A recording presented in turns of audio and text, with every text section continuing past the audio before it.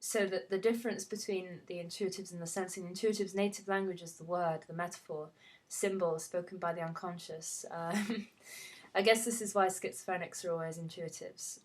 This is true, actually, that the kind of personality that becomes schizophrenic is always an introverted intuitive, and I would say always an INTP. Like, I do not know any schizophrenics, just anecdotally based, but I would be interested in studying this. I think the INTP personality is the schizoid or schizophrenic personality, just inherently, like not necessarily pathologizing either schizophrenia or INTPs, just that the type of personality that we have is the personality that, in the cases of schizophrenia, is inclined to become that way. And I might make a video on this, actually, because I'm really interested in it. But and again, like, if you've seen in previous videos, I have an existential view of schizophrenia, so that's what I'm talking. I guess I have an existential view of the Myers-Briggs test as well.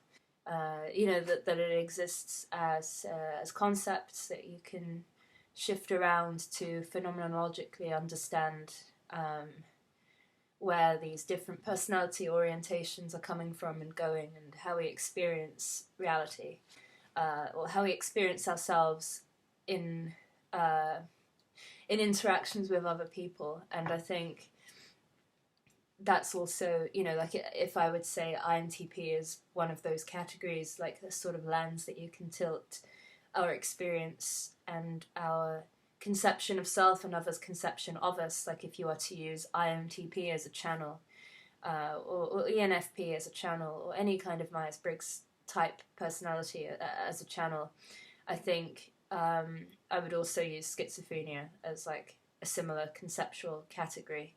Obviously, like, I'm not denying the suffering of people with schizophrenia, but I think it's to look at it existentially is actually probably quite worthwhile. This is like the thing when I say, like, I don't believe in mental illness, or I don't believe in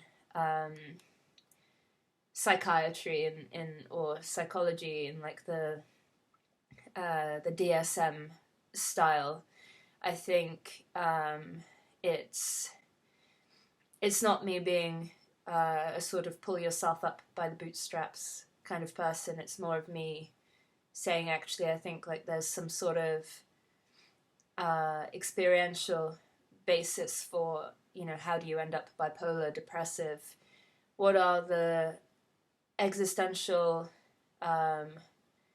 ontological mechanisms for becoming like this? So ontology, like being in becoming. I don't really know how to explain these things, but you know what I mean. Like, I think it's not me trying to be dismissive or trying to be edgy or conservative, or in any kind of mental illness doesn't exist, suffering doesn't exist, get over it, or you're just you're just weak, or you're just mad, just behave normally. It's not that. It's I'm interested in how is your experience as a person in relation with others, whether that's your parents, your childhood, your school, your friends, your like, how was your life, and how do you experience interrelations, and it would make sense that somebody who withdraws, or somebody who is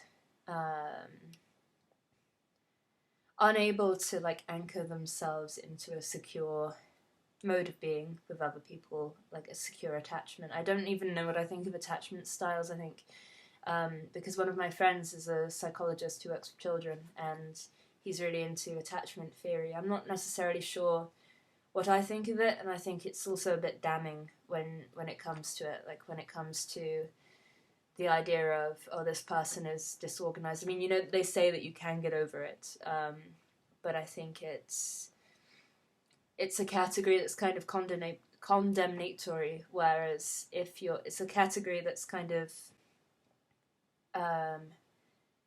condemning somebody or dismissing, whereas I guess just because, again, like I have a lot to do with the church in a not in a non-critical way, but or not in a, you know, suddenly I've become a Christian and now I'm going to parrot the church's view on things, or the priest's view on things. It's more, I think that um, it's better to be hopeful, or better to be open, and sort of not have these categories of, oh well, this person is oriented and stuck in this manner. This person is disorganized, so approach them like that. This person is avoidant. This person is anxious. I don't really know where I'm going with this, but I was saying something right about personality orientations, and yes, I think it's more of an existential thing, like looking at how did this person's life start out, what was their relationship with their parents, what was their relationship with other people in their lives, and, you know, why would they withdraw, why would they have a disorganized sense of relating with the parents, with friends, with their environment. Why would you become paranoid? Like, what existed in your life experience, or how do you think that means that you systematize things in a very specific way, which then can become alien and removed from the way that other people are experiencing it? And then why would you justify that, and why would you pursue it? And I don't know, that's just my intuitive understanding of what it might be like to be a schizophrenic. And, you know, I don't say this with certainty, but I say this with feeling, and not with any desire to dismiss or attack or diminish people's experiences in these ways. That, you know, I don't want to. I never say it to diminish. I never say it to diminish the severity of being psychotic or being depressed or paranoid. I just say it as I'm interested in, like, where are you coming from, and why would you justify living in this way, and why does it seem necessary to you? Like, what's affected you? That's my interest, rather than and yeah, same with Myers-Briggs. Like, it's not these are just conceptual categories to kind of look at where you're coming from and how you think and why things might be necessary to you in a specific way. Phenomenological exploration of Myers-Briggs. Maybe I should write something about it.